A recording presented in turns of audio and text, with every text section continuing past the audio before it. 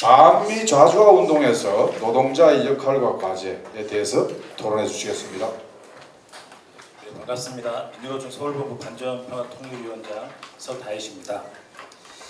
먼저 이 기라성 같은 선배님들 앞에서 이 발제문과 별 이견도 없는데 토론을 하게 돼서 매우 당혹스럽고 또 영광스럽기도 합니다. 어쨌든 보시면 아시겠지만 자료 중에서 제가 제출한 토론문이 가장 짧습니다.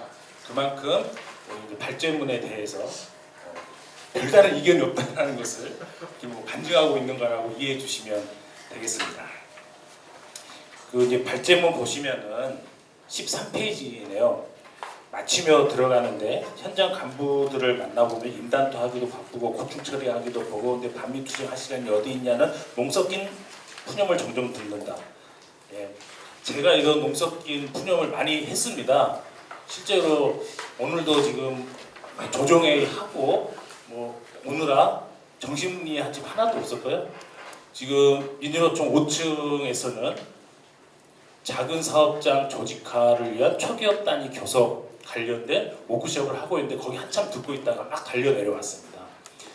진짜 뭐 정신이 없고 그러다 보니까 이제 고충 처리 이런 거 신경도 못 쓸 상황이긴 한데요.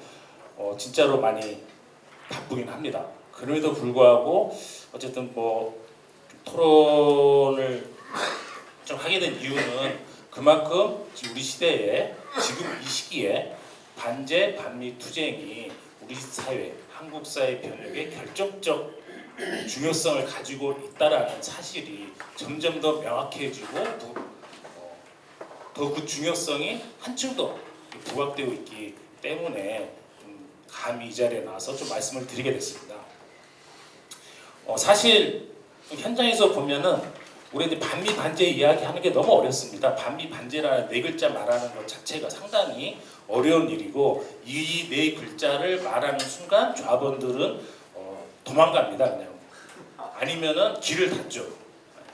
한참 임금 인상하고 이렇게 뭐 우리 사장 새끼 나쁜 새끼 이런 이야기 하면은 특히 좋아하다가 그냥 미국 놈들 새끼들 나쁜 새끼들이 하면은 그냥 앞에서는 아무 말 안 합니다.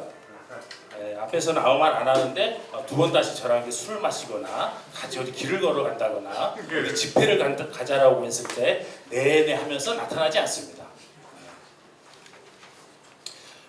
그런 이유가 어디 있을까 이렇게 고민을 하게 되고 방금 전에 사회자께서 말씀하셨듯이 진짜 이 미국 문제를 대중들이 즉각적으로 알 수 있게 어떻게 구호화시킬 것인가 어떻게 교육할 것인가 숙제입니다 사실. 그래서 많은 시도를 현장에서 해봤고 했지만 아직까지 그렇게 좀 효과적인 그리고 그것이 은을 바랬다라고 말하기 좀 어려운 현실인 것 같습니다. 여기에는 여러 가지 이제 사실들 그리고 다양한 이제 이데올로기적 선전 이런 것들이 효과를 발휘하고 있기 때문이다라고 보여주고 특히나 간부대오 내에서 혹은 진보 진영 내에서 혹은 운동 진영 내에서 여전히 그러한 인식들이 힘을 발휘하고 있기 때문이다라는 생각을 하게 돼서 미국은 제국주의고 한국은 식민지다라는 사실은 변함이 없는 사실이라는 것을 한번 좀 강조를 드리고 싶습니다.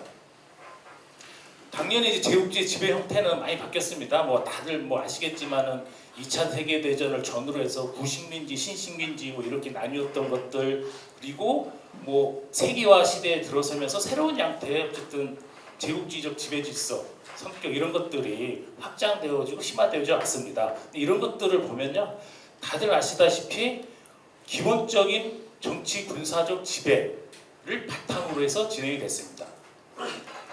신식민지 체제가 돼서 이렇게 영토적 주권이라든지 자유 해방 이런 것들을 이야기하고 있는데 물론 이제 전 세계 민중들의 투쟁에 의해서 제국주의 후퇴한 측면을 반영한 것도 있겠지만은 혹자는 이런 표현도 합니다. 전묘 제국주의다. 전 세계에 걸쳐서 59개국에 800여 개의 미군 기지가 있습니다. 이것이 세계를 지배하는 힘이고 미국 제국주의 힘인 거죠.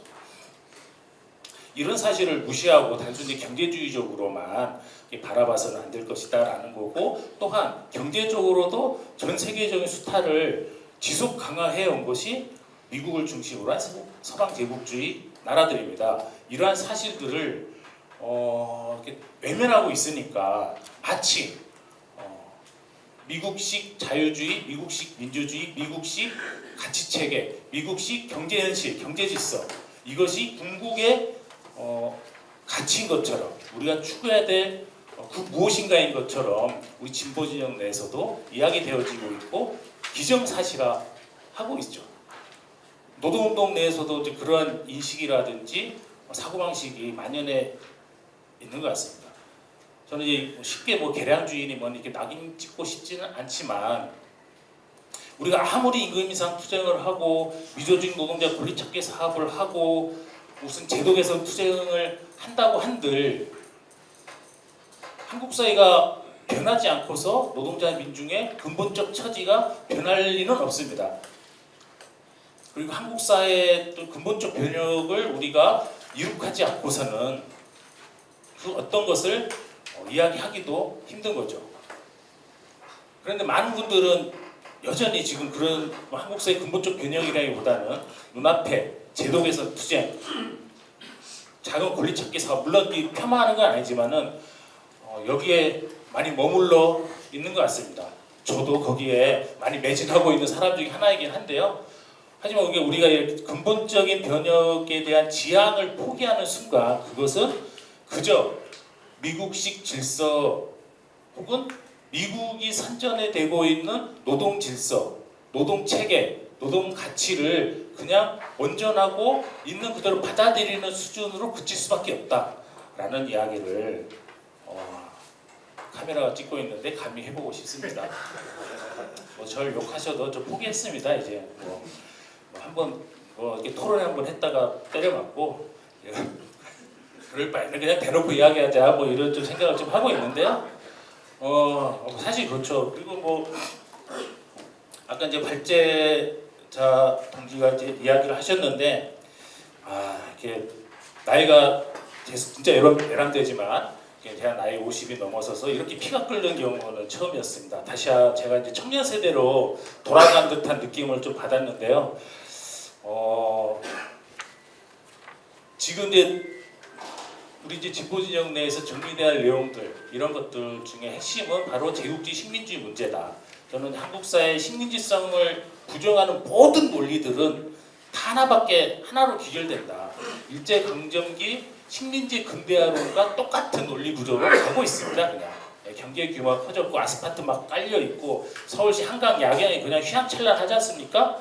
그러니까 식민지가 아니라는 겁니다. 그렇지만 식민지냐 아니냐의 여부는 그런 데 있지 않습니다. 아시다시피 주권의 여부죠. 독자적 주권을 행사할 수 있냐 없냐의 문제인데 차라리 흙길 바닥에서 대충 허름한 옷 입고 한호성을 지르고 있는 니제르나 부르키나파소는 뭡니까? 그 아프리카 민중들이 살고 있는 그 나라들이 자주국가인 거죠, 사실. 독립적 행위자로서 자기 역할을 가져갈 수 있기 때문입니다. 그래서 진보 진영 내에서 그런 핵심 문제들이 먼저 좀 정리가 되겠다라는 좀 고민을 하고 있고요.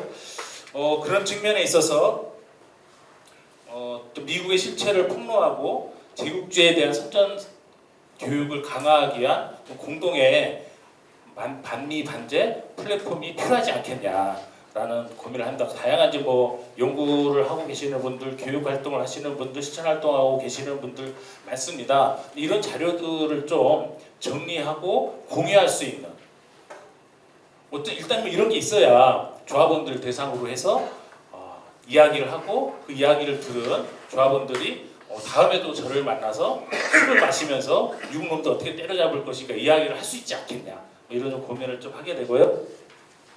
또 하나는 특히 이제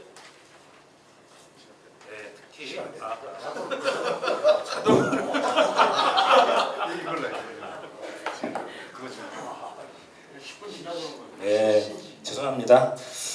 그리고 어쨌든 노동운동이 좀 특히 민주노총이 어쨌든 반미 반제 어떤 이러한 기조에 걸맞는 산업정책, 노동정책을 개발해야 된다라는 좀 고민이 있습니다. 실제 미국이 이미 이제 한국 제조업 기반을 다 쓸어가고 있는 거 아니겠습니까? 진짜로 이제 동맹 약탈 체제인데 이런 상황에 대해서 어떻게 좀 자기 정책을 좀 펴고 이야기를 해야지 좀 더 설득력 있게 가져갈 수 있지 않겠나. 그리고 이제 이제 통일선봉대에 관련해서 상당히 좀 비판적인데요. 뭐 옆에 이제 우리 통일위원장님 계신데 이런 말씀, 통일선봉대 대장을 결의하셨습니다. 근데 저는 중앙으로 모아서 하는데 사실 점점 그 실효성이라든지 대응적 영향력이 많이 감소하고 있다라는 거고, 이게 실제로 어쨌든 대중적이고 이런 통일 선봉대인가라는 고민을 솔직히 하게 됩니다. 지역으로 가면요, 예전에는 지역에 이제 뭐 통일 행사도 많이 있었고 그 통일 행사를 중심으로 해서 지역에 있는 뭐 청년 학생들, 정당, 사회단체, 노동자에 모여서 같이 뭘 만들어내고 이런 게 많았었는데 지금 거의 사라지고 없습니다. 서울에서도 세 군데 정도밖에 하지 않는 걸로 알고 있어요. 그래서 오히려 좀 그런, 물론 이제 중앙 통일 선봉대도 필요한데요. 어쨌든 지방화 시키고 지역화 시켜내서 지역에서 또 이런 좀 흐름들을 만들어 나가는 것들이 중요하지 않겠냐, 뭐 이런 거 고민합니다. 그리고 이제 뭐 전쟁 정세 뭐 이런 것들은 제가 잘 모르겠는데 좀 한 두 가지 측면에서 진짜 우려됩니다. 미국이 가치 사슬을 재편하고 제조업 기반을 확충하기 위해서 막 한국 재벌들을 쪼아가지고 막 하고 있습니다. 저는 이런 것들이 오히려 좀 전쟁의 가능성을 높이고 있다, 진짜. 실제로 미국의 어떤 제조업 생산 능력이 전쟁을 치를 수 있는, 전면 전쟁을 치를 수 있을 만큼의 실력이 되고 있지 않은데 그 실력을 확충하려고 하는 거 아니냐, 실제 전쟁을 하기 위해서. 뭐 그런 이제 걱정이 한편에 솔직히 있고요. 또 하나는 이제 부채 경제입니다. 부채가 엄청나 어마어마하게 좀 쌓이고 있죠. 하루에 31억씩 쌓인다는 이야기도 있고 1년에 미 국방비 예산에 이자를 갚아야 된다라는, 이자가 발생한다는 이야기도 있는데, 이 부채를 해소할 수 있는 가장 쉬운 방법은 그냥 폭력적으로 정리하는 겁니다. 이런 것 때문에 오히려 이제 부채 경제 때문에 미국이 전쟁 못할 것이다라고 예상하는 학자들도 많이 있는데, 저는 역으로 미국의 폭력성을 너무 쉽게 보고 있는 거 아닌가, 이런 걱정을 하게 돼서요. 어쨌든 이게 전쟁 정세에 관련해서도 예의주시해서 민주노총 통일위원장님 용도 따라 열심히 이제 반전 평화 투쟁도 하도록 하겠습니다. 이상입니다. 감사합니다. 훌륭한 토론이었습니다.